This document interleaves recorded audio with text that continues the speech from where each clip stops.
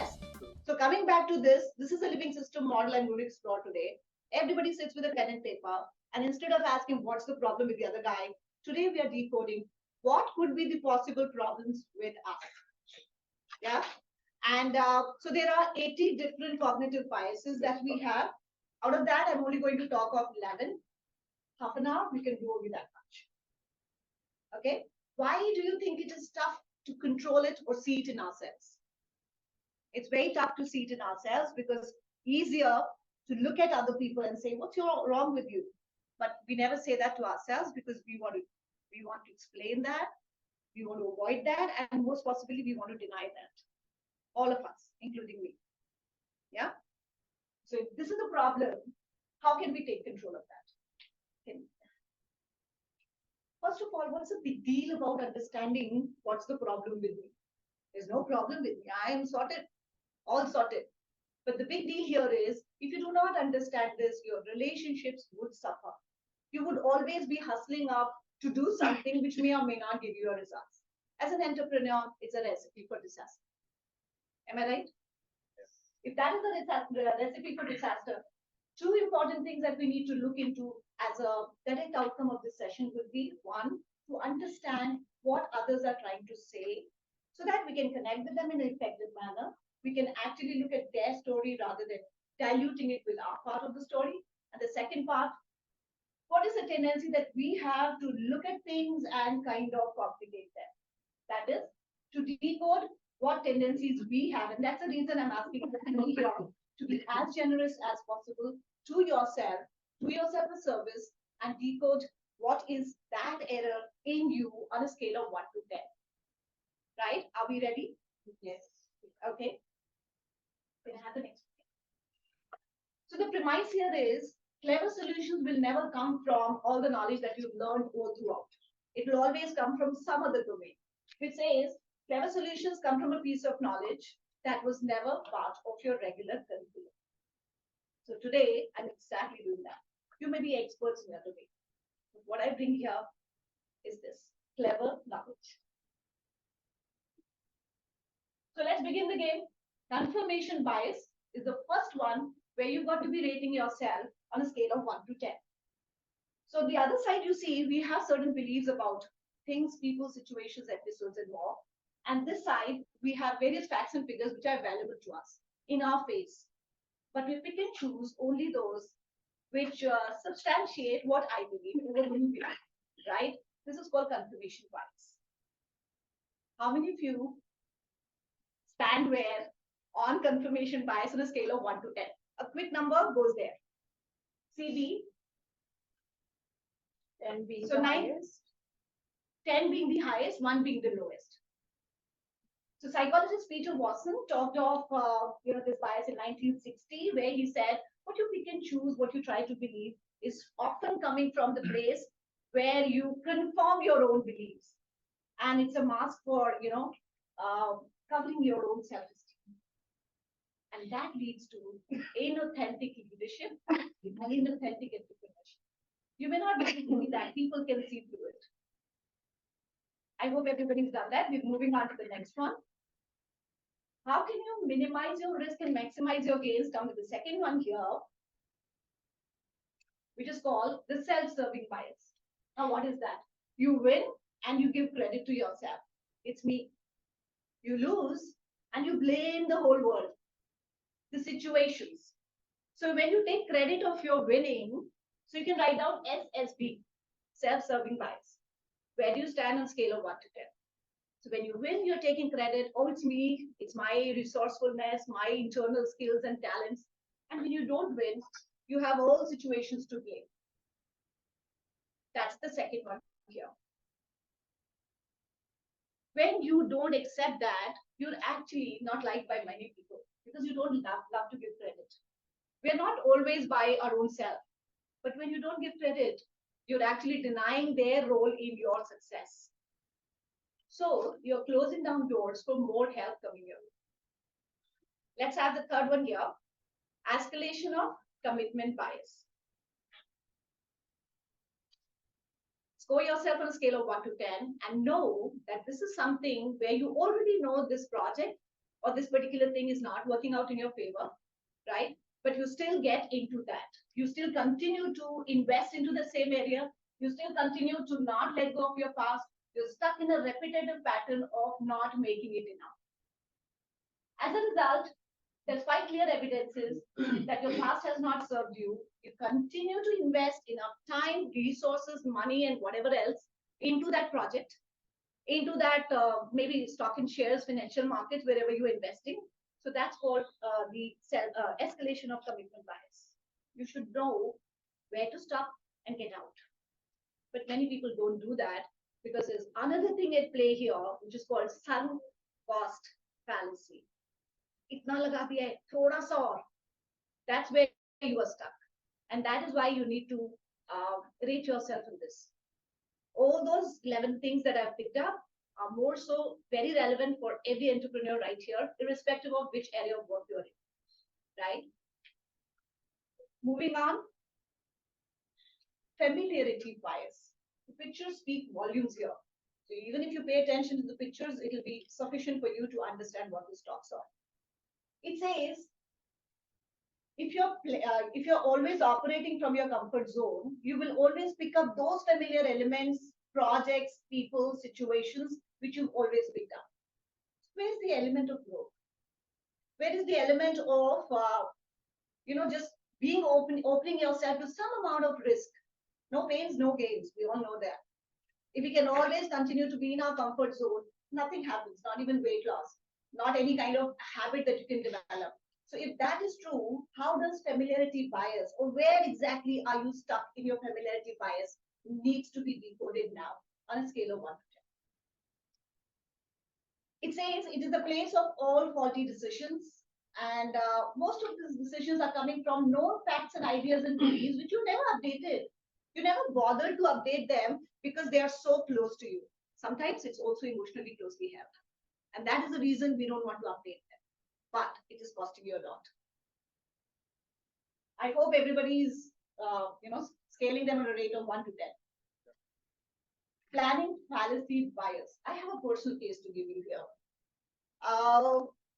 Initially, when I was married, my husband used to come 45 minutes late, irrespective of wherever we had to go. And I thought, this guy doesn't love me. Look at him. I took it so personally that we were at a point of constant arguments and discussions, and he used to promise, and then he used to come back to the same square one. All work for an entrepreneur is not just professional. We are our business, which means if we are personally having certain issues, they will always show up in your business. So why I gave you this personal example is very clear. This is what it talks of: planning fallacy bias. There are people who will always overestimate or underestimate the time, the resources, and the kind of effort that should go into a project or reaching some place or any kind of meetings that we have. And these are often the people who would delay it. So it's not always intentional, it's also psychological. The moment I got hang of this particular fallacy, I realized this guy is not doing it intentionally. And that was a time of turnaround of my relationship. And of course, when you're sorted in your relationship, you should have at your work in a much more sorted and calm, collected manner. Am I right? Yes, absolutely. So that's where this one comes into play. Some people always overestimate or underestimate what kind of time, energy, effort would that take. And based on that, they might. So look at this for an entrepreneur. If an entrepreneur does not estimate right, the cost is big. You lose your trust. People don't come back to you, and they don't even tell you what's wrong. And that could be one of the biggest error of fallacy for an entrepreneur. Moving on. Just 1 second. Please. How to rate this? Yes, I am not able to rate. So if you're underestimating or overestimating, you will give yourself a higher score. Yes, I'm there. One higher score means this bias shows up more in me. Basically, so if you give 1 to 4, oh, I'm not doing that. Something like that. If you give beyond 5, you say, oh, this happens with me. Yeah. So the other way is, in case somebody takes that in your stride, because you understand that, this fellow is going to delay it, but since I know this, I have to make it, The session is going to be initially, towards the end, I will take this question. Right. Initially, the session is going to be about what's wrong with me. Yeah, none. We've always done it. What's wrong Yes. with them? Yeah. Today we are doing what's wrong with me. Are you doing this? Yeah. Are you doing this? That's what's in mind. When you summarize, please think on that line also about the way you do anything is the way you do everything. True. And that is because we are wired like this. All of us, this is not something that I've picked up randomly. We are all having every bit of it. Correct. But only when you shine the light of awareness on something like this is where you say, it's like a aha moment for you where you realize, am I doing this? So one thing is you can argue, you can break the whole idea of conversation with the people, or you do a lot of this. I don't like it. Or you can tell, have you ever realized that you are underestimating or overestimating the kind of time which goes into it? It could be your employee, it could be your wife, it could be anybody for that matter. But did you bring or shine the light of awareness on it? Well That said. gets it. Well said. But before we shine the light on others, we've got to shine the light on ourselves. This is how all psychology works. If you've not shined the light on yourself, chances are you will shine the light on others in the most unempathetic way. Judgment, you can call it. You will judge others. But that's not the fair way. And the person, if that person is not taking it in the stride, conversation breaks. And that's what is the problem these days.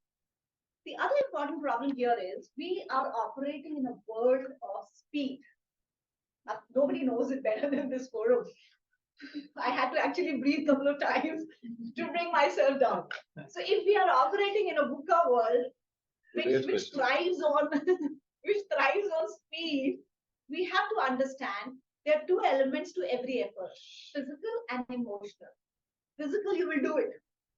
You just did it and you said, I was checking my BP and everything. Honestly, I'm checking my BP right now because I am not used to time. Yeah. But however, coming back to this, we are supposed to operate in a world which is vulnerable, uncertain, chaotic, and most importantly, probabilities that it will go wrong are very high. This is where you go when you do not debrief, when you do not start your morning with any mindfulness, when you do not. I want everybody to do it twice right now. Inhale through the nose, exhale through the mouth. Inhale through the nose, exhale through the mouth, and exhale has to be longer with the sound of whoosh. It should be. One more. And the last one.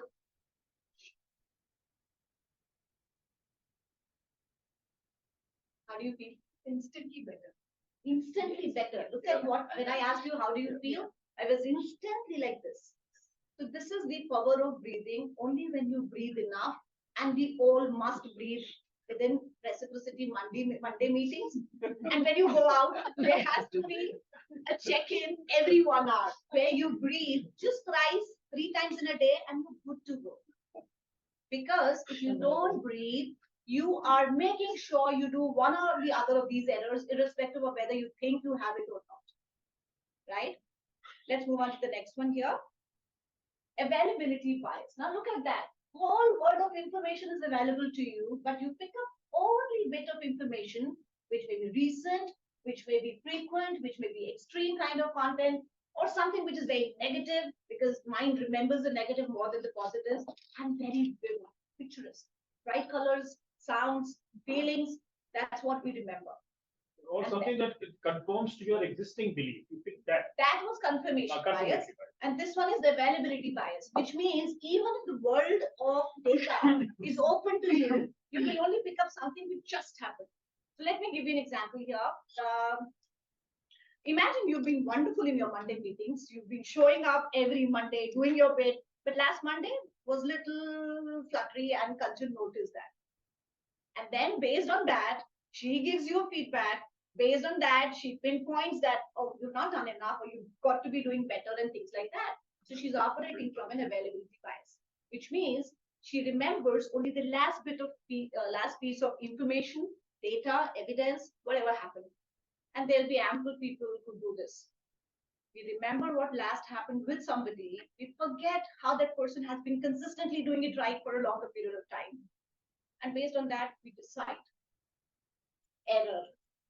That's an error of thinking, right? So this says it's worth its weight in gold because it impacts on so many levels of performance optimization and team motivation. If content continues to pick that person out, you know what happens to that person's motivation to be here on a Monday. Yeah. So as a boss, which you are operating so many organizations for yourself, you've got to be absolutely certain about your availability bias. Make sense? Please rate yourself. If you want to be seen as an authentic leader, who's fair, who is just right, who is empathetic, you cannot go this place.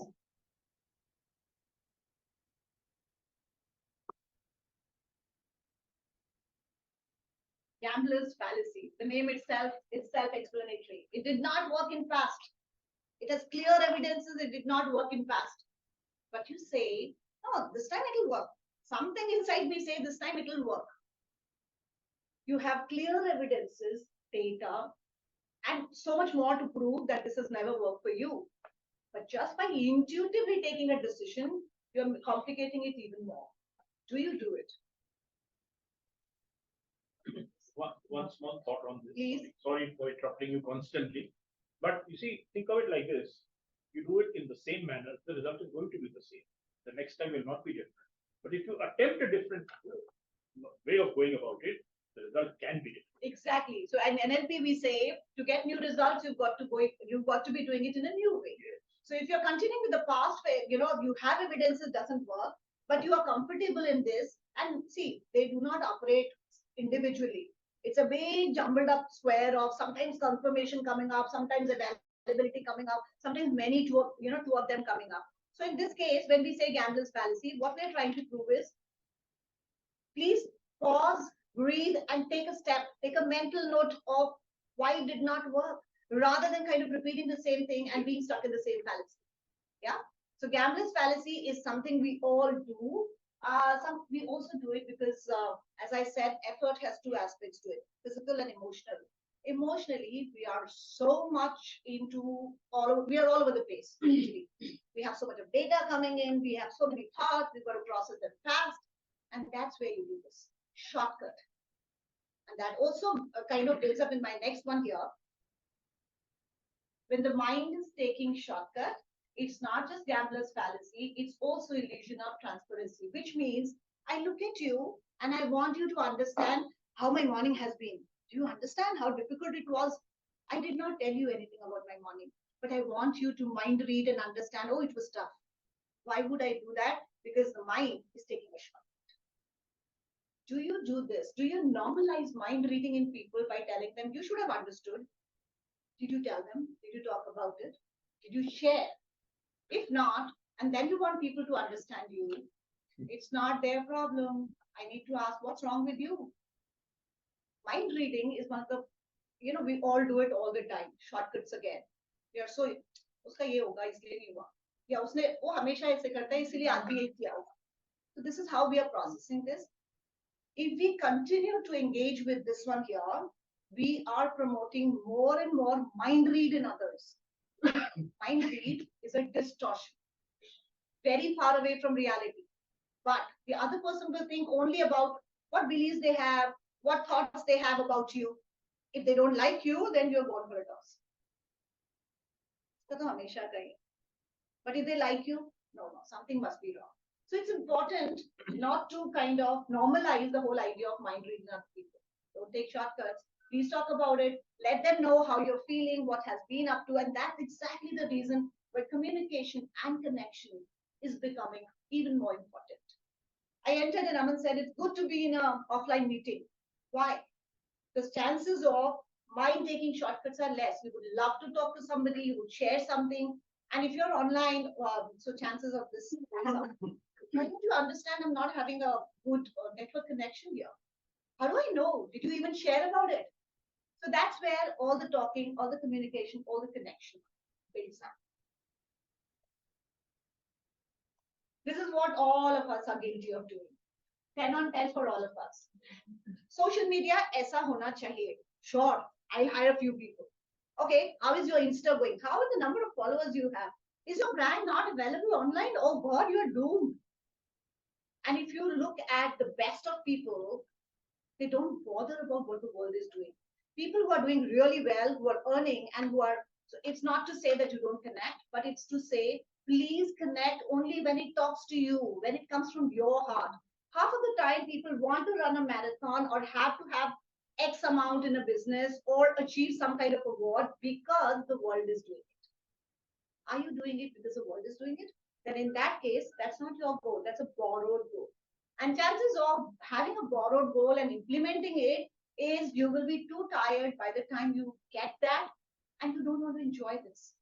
Because there's no, inner, what do I say, satisfaction or beauty from that achievement. A lot of people who have reached the higher also. It's a good news here that I have been inducted into Hitachi as a company, and I've been training the entire functional heads and even their down teams. And I realized one of them just got into the CEO level and he says, Pragati, खुशी नहीं मिल रही है. I said, खुशी नहीं मिल रही है इस level पे आने के बाद. So what is that emptiness talking about?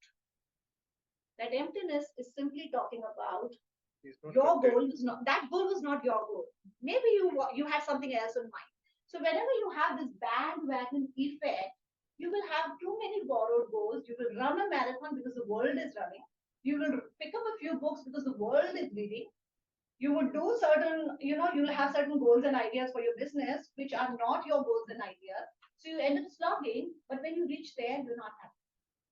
So this is exactly, it says over a period of time, even your intuition and your instincts will say, enough, I'm not with you.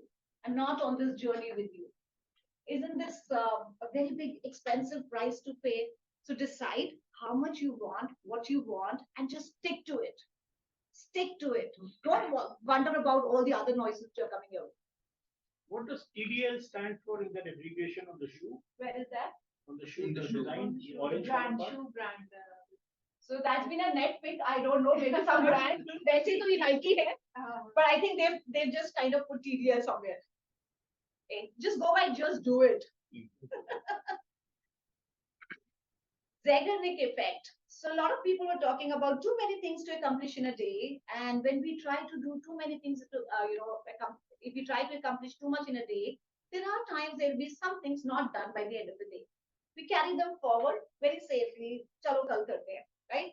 But you understand, our mind does not give up on those things. Loose ends, all those things which you could not finish off in a day, your mind hangs on to it. Ye to kiya nahi, ye to finish hua nahi, I still have 4 things on my mind. That's called Zeigarnik effect. It says, we are, as I just said, we are in a VUCA world, and if you want to be in a aligned state of mind, why those 3 breaths which I just gave you are so important today than ever? So that your brain says, okay, no problem, we can carry it forward. But when you don't do any of those, your brain says, hello, you've not done that. It's still pending. So loose ends could be one of the most damaging impact on your emotional health. Effort is equal to physical plus emotional health. Physical, you're doing, you're slogging, you're working hard, you're here at 7:30, you're out and doing some meeting at some other time.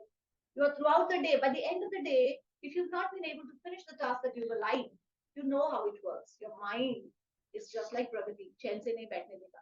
Yeah. जब मैं school में था ना, तो exam के time पे हमेशा मेरे को ये लगता था, मैं हमेशा कहता था कल कर लेंगे. और हो जाता है. हाँ, मेरे को कोई टेंशन नहीं होती थी. That's a typical boy trait. No, I'll tell you. It was not a boy trait. I'll tell you. 16-year-old. No, I'll give you an example. हो गया. So my first board examination, I was late for my board examination. I was not worried. Awesome. My whole family was saying तेरा board का exam है तो. This was the exact thing, and people say कि board के exam में cheating नहीं करनी चाहिए, ये नहीं करनी. मैं दबा के करी. Very good. मेरे को तो invigilator ने आके answers बताए. Chali. So let me take this a couple of years ahead. Now you work. Do you often leave open ends? ये client का कल कर लेंगे. हाँ. अरे होने दो केस बाद में देख लेंगे. नहीं, if I don't feel like, if I'm not in my right of frame of mind, if I think कि मेरे को मैं potential नहीं दे पाऊंगा इस time पे optimal potential, I'll say I'll take a break. I'll do it tomorrow. You take that case, you take a break, and you do it tomorrow.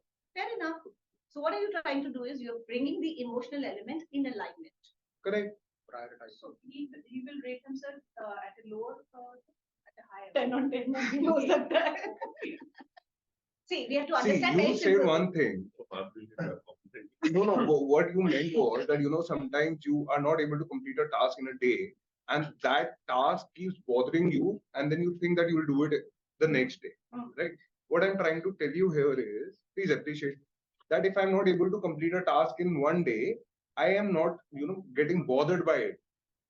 Okay, so now here are a couple of things. If you are not able to finish a task, what we are talking here is how your mental frameworks are wired and why they would create some kind of cognitive dissonance.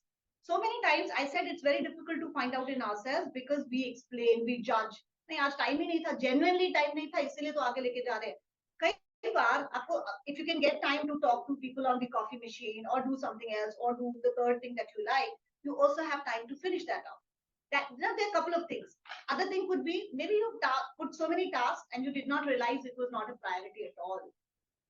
When it is not a priority, though board exams is a priority, I'm not going there. I'll have that's a typical that's a typical boy trait. I have one in the house, so I know how it works. सब कुछ हो जाता है, सुबह सुबह फिर भी 6 बजे उठे होते हैं, पढ़ रहे होते हैं. क्या हुआ तेरा तो हो गया था. हाँ सब कुछ हो गया, बस अभी थोड़ा सा 2 chapters का बचा हुआ. 2 chapters is huge.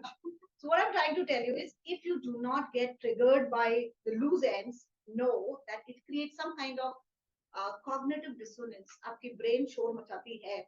यार ये रह गया, यार ये. So sometimes people get up in the middle of the night and say, oh, very important task. I don't know, but I will not again generalize anything. Maybe you have less of this, you have more of something else. I'm not saying everybody has it. We all have it. But what is the strength of this in you? Maybe. So you'll have to see for yourself. However, one thing is true. If you look at the pictures here, for a finished task, this is the portion your brain wave is occupying. Khatam. Chalo ho gaya. If not khatam, at least given a proper alignment, maybe 12 days down the line, I'll finish this. This is how your brain remembers. Not done in too many loose ends. ये भी नहीं खत्म हुआ, वो भी नहीं finish हुआ, ये भी accumulate हो रहा है. That is where your brain will look like this. And finally, you'll be demotivated, you lose motivation, you will not want to do it. You may want to delegate. I'm not saying delegation is the bad idea. Delegate it if you want, but that's the effect your brain has on you. But don't you think that overburdening yourself with certain things is actually going to cause you a problem? Rather than not taking a task is better. That is something we'll discuss some other day if Kanchan invites me for a life priority matrix. That's a different matrix altogether. We need to go there some other day. Right now, this one. Right now, we are only talking of this effect, which says if you lose too many loose ends, your brain is going to remember the loose ends more. And that is called cognitive dissonance. आपका दिमाग शोर मचाता है, so आपका productivity goes down, your communication goes down. Maybe you start avoiding the task. That's it. In this moment, yes, Aman. So in his case, it's probably that task छूटा नहीं है, intentionally छोड़ा है. Maybe it was not important. So then that is why not to do it. That is why when we sit with people, we will talk one-on-one. For example, maybe one person would say, no, this is impacting me and my peace. You would say, no, it doesn't matter. So then in that case, it was not your priority. Right. It was just a task. Who knows, you borrowed it from the bandwagon effect. Does that answer? No, ma'am. No, Okay. hold on. Let's take this offline. And let's complete the session. Otherwise, we The will next not. one is, Really Thank sorry, you. I actually have to leave. Not a I haven't problem. had Thank a you. meeting at 10. Thank you.